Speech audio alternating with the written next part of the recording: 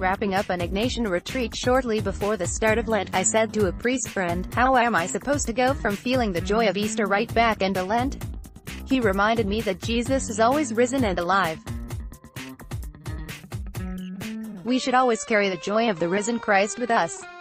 I find it challenging to reconcile Easter and then Lent in this order.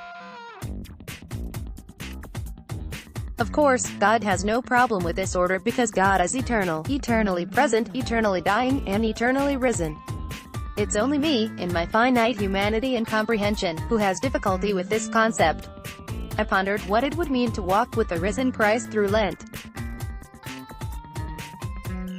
I recalled how, after the resurrection, the early disciples did not immediately recognize Jesus. They didn't recognize the risen Christ walking with them on the road to Emmaus or as they were cooking fish by the shore.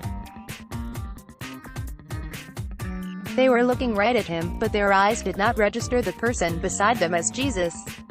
There was a process during which the eyes of their hearts were opened.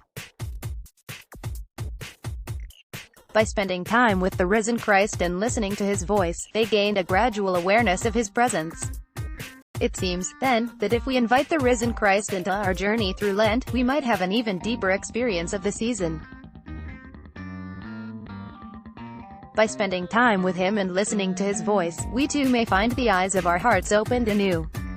And so, this Lent I pray, Lord, come beside me, walk with me through Lent this year.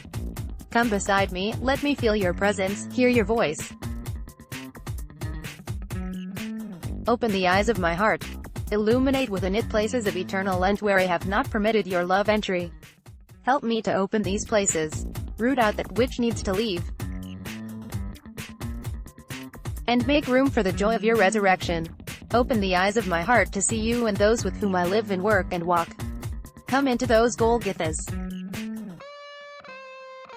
Those broken places in me, in relationships with others, in the world around us, in need of reconciliation, and the healing of your resurrection. Open the eyes of my heart to see you and those whose walk through Gethsemane is long.